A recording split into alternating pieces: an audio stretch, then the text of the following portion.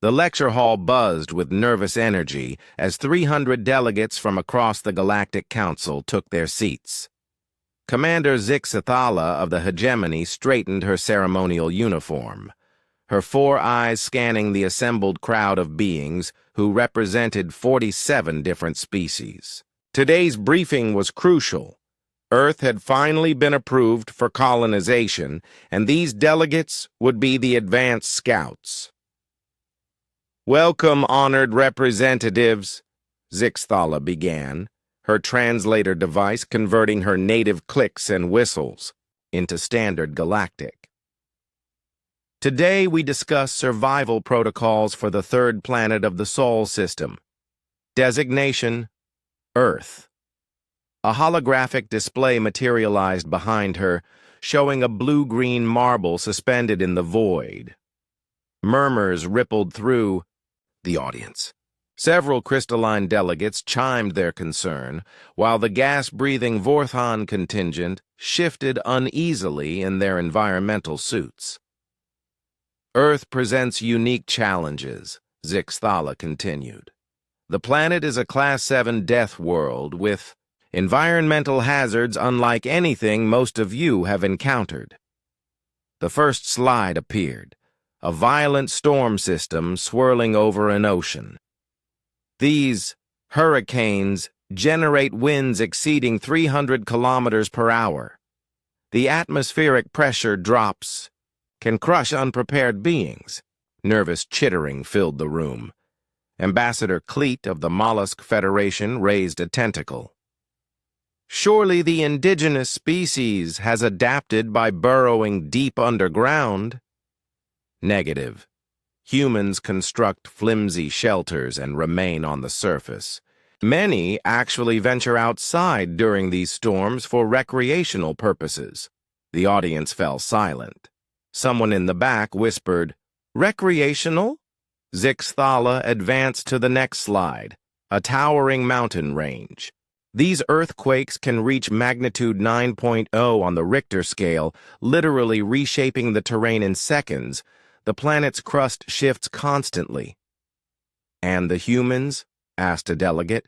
"They build cities directly on fault lines. Some of their largest population centers sit atop the most geologically active areas." The slide changed again, showing a massive wall of water. "Tsunamis. Walls of water reaching heights of 30 meters, traveling at aircraft speeds." A feathered delegate clicked his beak nervously. "Surely they evacuate entire continents?" "They surf them," Zixathala replied flatly. The room erupted in confused chatter.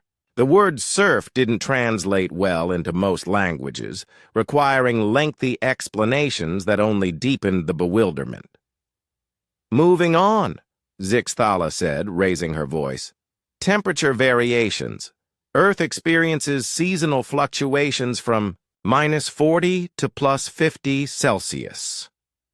In some regions, the temperature can swing 30 degrees in a single day." She clicked to footage of humans in minimal clothing playing in frozen water. "They call this polar bear plunging." Note the voluntary nature of the activity. A thermal-sensitive delegate fainted and had to be carried out. The atmosphere contains 21% oxygen, a highly reactive, corrosive gas that would be considered toxic on most worlds. Humans not only breathe it but require it to survive. They've also filled their atmosphere with these. The display showed lightning crackling across dark skies. Electrical discharges carrying billions of volts. Humans frequently venture outside during these thunderstorms. Some enjoy the experience. Magnetic anomalies can disrupt navigation equipment planet-wide. Solar radiation varies unpredictably. The planet hosts several thousand species of venomous creatures, ranging from microscopic to massive. Gravity is 1.2 times standard, creating constant strain on most physiologies. Zixathala paused, noting several delegates quietly updating their wills on their personal devices. Questions before we proceed to biological hazards? That's when he stood up. In the front row, a figure rose, tall, bipedal, wearing simple clothing that provided minimal environmental protection. The entire hall turned to stare. He had the distinctive features they'd all been briefed about: bilateral symmetry, forward-facing eyes, exposed skin, and that unsettling predator's gaze. "Excuse me," the human said, his voice carrying easily through the suddenly silent chamber. "I'm Dr. James Chen, Earth's cultural liaison. I was wondering if I could add some context to this presentation." Zixthala's 4 eyes blinked in sequence, a sign of extreme confusion among her species. Yes, of course. Please." Dr. Chen smiled, an expression that caused half the room to instinctively reach for weapons. "I appreciate the thoroughness of your survival briefing, but I think there might be some misunderstandings about human behavior." He gestured toward the storm imagery still hovering in the display. "We don't go out in hurricanes for recreation. We have meteorologists who track these storms to keep people safe. We've built early warning systems and evacuation procedures. When we do venture into severe weather, it's usually trained professionals with scientific purposes." The room buzzed with confusion. This contradicted everything in their intelligence reports. "As for earthquakes," Dr. Chen continued, "we've developed building codes and engineering techniques to construct earthquake-resistant structures. We study seismic activity precisely because we want to minimize casualties." A crystalline delegate chimed urgently. "But the reports show humans deliberately entering dangerous areas." "Some do," Dr. Chen acknowledged. "We call them first responders, scientists, or in extreme cases, adrenaline junkies.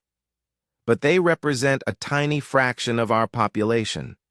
Most humans spend their lives trying to stay safe, comfortable, and happy, just like everyone else." Zixthala's translator struggled with the concept of adrenaline junkies while she processed this information. "Your species has safety protocols?" "Extensive ones. We have weather services, geological surveys, emergency management systems, building codes, safety regulations, medical systems, and educational programs, all designed to help humans survive on Earth." Dr. Chen's smile widened.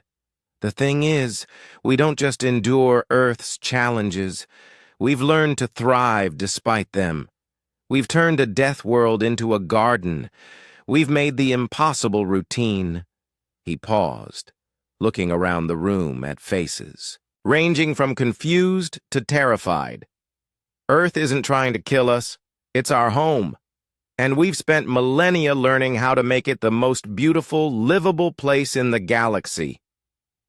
The silence stretched for long moments before someone in the back row spoke up. Can you teach us?" Dr. Chen's grin could have powered a small city. "That's exactly why I'm here." For the first time since the presentation began, the delegates looked genuinely excited about their assignment.